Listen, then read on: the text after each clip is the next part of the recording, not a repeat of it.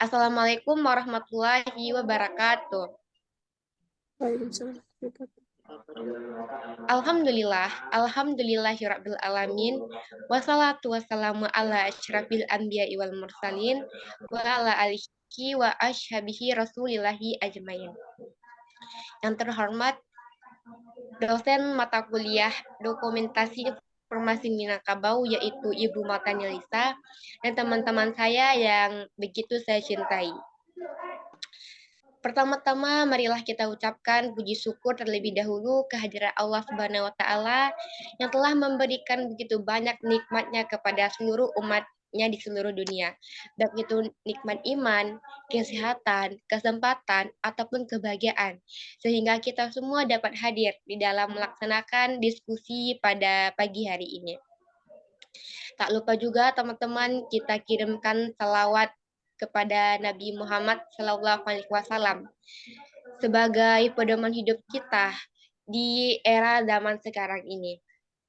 Pada kesempatan kali ini teman-teman izinkan saya Leonie Dwi Safitri dengan NIM 2223408 untuk melakukan presentasi dengan membahas suatu topik yaitu mengenai kearifan lokal atau kerajinan khas yang ada di daerah Kota Padang. Pada kesempatan kali ini saya juga dinampingi oleh orang-orang hebat yang begitu luar biasa juga tentunya, yaitu terdiri atas Putri Wulandari, Rino Andini, Viola, dan terakhir saya juga dinampingi oleh Giska Monitayanti. Kearifan lokal. Kearifan lokal adalah sebuah kearifan atau suatu budaya yang ada di sebuah daerah. Yang dimana kearifan lokal inilah yang membedakan di antara wilayah yang satu dengan wilayah yang lainnya. Minang atau Kota Padang adalah sebuah daerah yang dapat dikatakan sebagai kaya akan kearifan lokal. Adapun contoh dari kearifan lokal yang ada di Kota Padang yaitu begitu banyak teman-teman. Bisa kita lihat dari aspek makanannya seperti keripik balado, rendang, pakaiannya, adatnya, dan sebagainya.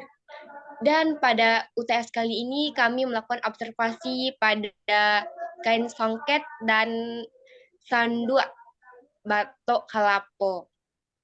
Untuk penjelasan lebih lanjut akan disampaikan oleh rekan saya yang bernama Putri Wulandari.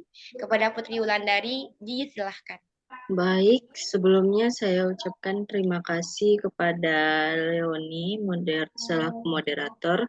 Sebelumnya izinkan saya memperkenalkan diri, nama saya Putri Wulandari dengan NIM 222341118. Di sini saya akan menyampaikan informasi mengenai informasi yang kami dapat mengenai kain songket, yang dimana kain songket ini kami mendapatkan informasinya dari salah satu museum di Kota Padang, yaitu Museum Aditya Warman. Wawancara ini atau observasi ini kami lakukan pada tanggal 11 Maret 2023, yang dimana observasi atau wawancara kami ini didampingi oleh seorang pemandu wisata yang ada di museum tersebut yang bernama Ibu Aisyah. Mungkin hanya itu yang dapat saya sampaikan mengenai informasi yang kami dapat dari mana. Selanjutnya saya kembalikan kepada moderator. Baik, terima kasih atas penjelasan materinya dari Saudari Putri Wulandari yang begitu informatif tentunya. Untuk materi selanjutnya akan disampaikan oleh Rino Andini. Kepada Rino Andini, disilahkan. Terima kasih kepada moderator yang telah memberikan kesempatan kepada saya untuk membaca materi selanjutnya. Sebelumnya, perkenalkan nama saya Rina Andini dengan NIM 2223424. Di sini saya akan menjelaskan tentang kain songket, yang dimana kain songket Minangkabau merupakan kain tenun tradisional jenis songket yang berasal dari Minangkabau. Songket sudah menjadi identitas budaya dalam tradisi Minangkabau. Kain songket digunakan sebagai bahan pakaian, juga bahan pembuatan kerajinan tangan lainnya. Terdapat beragam jenis motif dan filosofi pada setiap motifnya, dan telah diwarisi secara turun-menurun hingga terpakai pada acara adat. Selain itu, Ada istilah songket berasal dari kata jungket atau sungkit yang merupakan meninggikan benang lusi pada alat tenun yang dimasukkan emas pelengkap. Sekian materi dari saya kembalikan kepada moderator. Baik, terima kasih atas penjelasan materinya, Saudari Andin. Dan untuk materi selanjutnya akan disampaikan oleh saya sendiri, yaitu mengenai kerajinan kain songket. Di sini kan sudah dijelaskan sebelumnya teman-teman bahwa kerajinan kain songket ini memiliki berbagai macam motif atau bentuk gitu. Yang dimana kerajinan songket ini begitu banyak ya diproduksi oleh sejumlah daerah-daerah yang ada di Minangkabau. Contohnya yaitu daerah Bayakumbuh, Tanah Datar, Kabupaten 50 Kota, dan sebagainya. Di sini dapat kita lihat bahwa kerajinan kain songket itu juga terdiri atas selendang songket, selendang cukai ayam, kain songket itu sendiri, dan yang terakhir alat tenun kain songket. Baik teman-teman, untuk penjelasan materi selanjutnya akan disampaikan oleh Rizka Monitayanti. Kepada Rizka Monitayanti, disilahkan. Baik, terima kasih telah materi tentang sanduk batok kelapa. Informasi mengenai sanduk batok kelapa ini kami dapatkan di salah satu rumah warga yang terletak di Jalan Sikumbang, Dadok, Tugul Hitam, Padang, yang dimana narasumber adalah Bu Murni.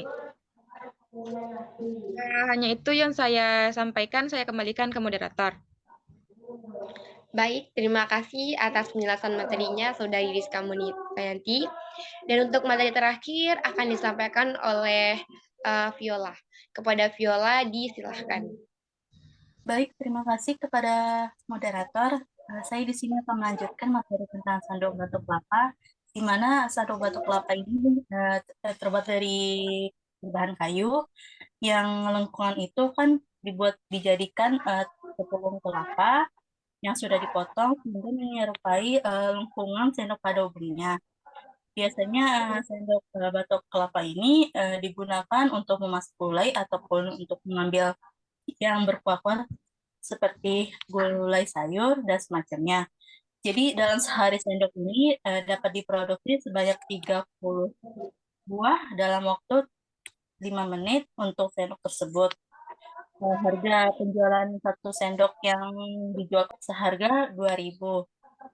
Nah, di mana proses pembuatan dan alat bahan yang digunakan untuk sandok batok kelapa ini sebagai berikut.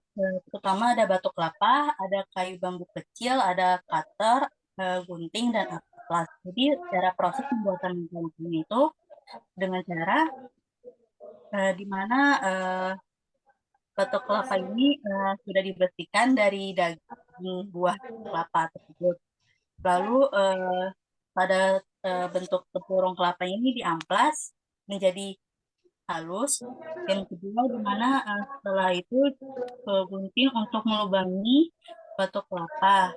Jadi lubang pada tempurung kelapa ini sesuai dengan kayu yang akan digunakan untuk sebagai penggagangnya.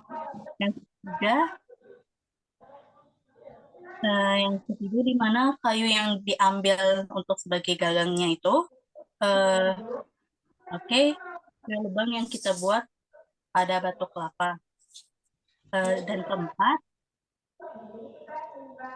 masukkan ke dalam lubang dan sesuaikan sampai kuat. Jadi seperti itulah bentuk proses pembuatan sandok batok kelapa tersebut. Dikembalikan kepada moderator. Baik, itulah kira-kira teman-teman penjelasan yang disampaikan oleh Saudari Viola. Nah, di sini kita bisa lihat teman-teman, kira-kira seperti inilah dokumentasi hasil wawancara kami yang dilakukan minggu yang lalu. Di sini kebetulan kami mewawancarai seorang ibu rumah tangga yang bernama Ibu Murni dengan didampingi oleh rekan saya yang bernama Viola dan saya sendiri. Saya mencoba untuk mengorek informasi lebih lanjut mengenai sandok batok kelapa ini dari Ibu Murni. di sini kami juga menggunakan alma mater ya teman-teman, untuk gimana ya, untuk menunjukkan identitas dari mana kami berasal. Mungkin itulah yang dapat kami sampaikan pada kesempatan kali ini.